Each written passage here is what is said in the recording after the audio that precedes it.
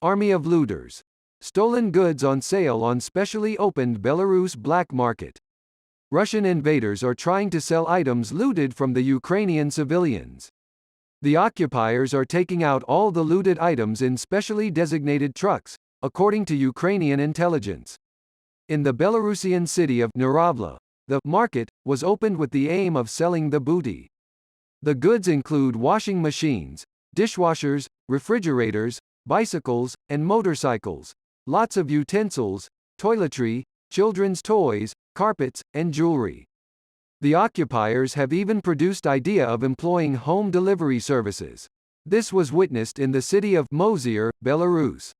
Bucha is one of those places the whole world should know about. The tiny town in the Kyiv region was one of the first places to be occupied by enemy forces. As of April 3, the Kyiv region is completely free from the invaders, and we can now see the horrifying reality of the Russian regime. Bucha's residents became the victims of the unthinkable brutality, but the Russian Ministry of Defense claims this is Ukrainian propaganda. Although they were peaceful civilians, almost all of the residents were executed. Women were raped, children were killed while their arms were tied, elderly people, men.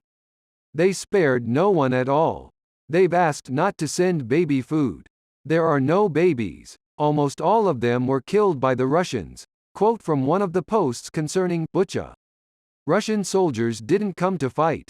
They came to destroy. And Bucha is an example. This is not a war.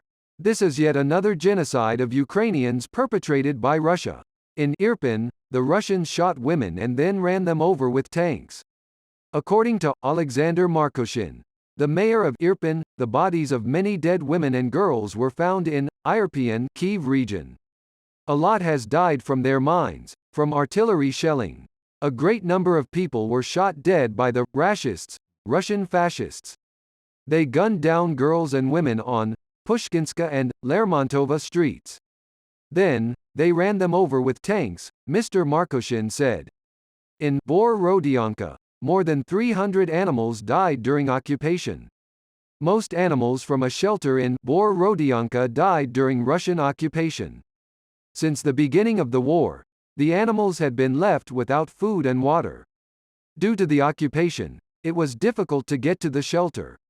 2 volunteers managed to do it on April 1, after Borodyanka was released from Russian troops. In general, only 150 of the 485 animals survived. The animals were debilitated. The organization was grateful to the volunteers and said that they would transfer 50,000 hryvnias in rewards for rescuing animals from the Borodyanka shelter. In one of the occupied Ukrainian cities, Russian scum was raping a 29-year-old woman for more than a week and later shot her sick mother. A citizen of Kharkiv couldn't evacuate to safety because her disabled mother couldn't travel. Their apartment was shelled by the invaders, after which they broke in, took all the food and raped the owner of the flat. One of the Russian monsters, after everything that he had done, started persuading the woman that he loved her and offered her to go with him. But when he got rejected, he shot her helpless mother in front of her very eyes.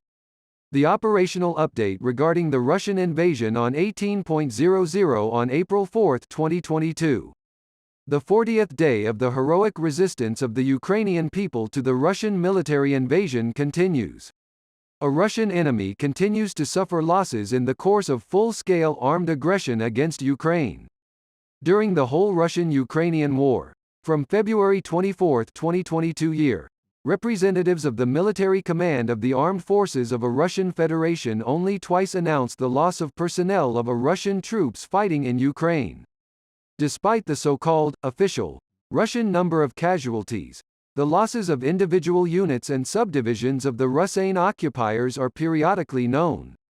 According to available information, the losses of the 20th Motorized Rifle Division, Kamyshin, Volgograd region, of the 8th All-Military Army of the Southern Military District, in particular, the 33rd, 255th, 294th Motorized Rifle Regiments, which returned to their permanent locations, amounted to 40% of personnel, weapons and military equipment.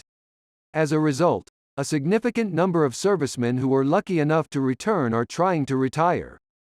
The existing military medical facilities in Russia and Belarus do not allow for the treatment of such a significant number of wounded servicemen of the Russian occupying forces on the territory of Ukraine.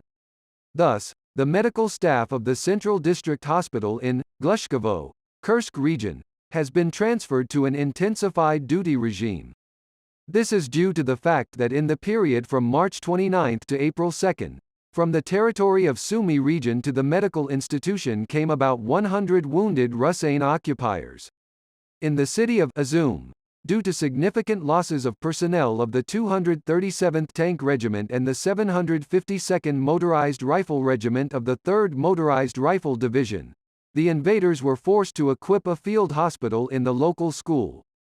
In the temporarily occupied territories of the Zaporizhia region, in the town of Polahi, servicemen of the armed forces of the Russian Federation seized and mined the inner territory of the Central District Hospital.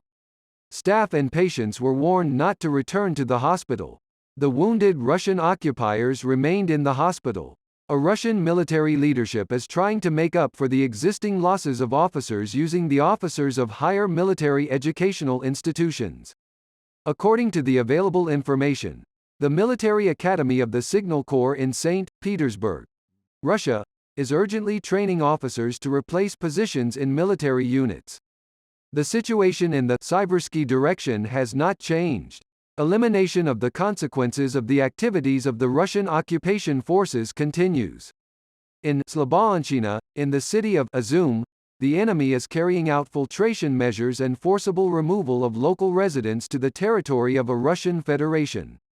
Fighting continues in the territories of the Kherson Oblast temporarily occupied by Russian occupiers. Around Nova Kakhovka, Russian enemy increased the passing procedures on the checkpoints. The Russian invaders resort to detaining civilians and forcing them into engineering equipment positions. Cases of illegal seizure of vehicles from the population have become more frequent. Ukraine's defense forces continue to push back the enemy and liberate the temporarily occupied territories of Ukraine. Let's win together. Glory to Ukraine. Academ.media was with you.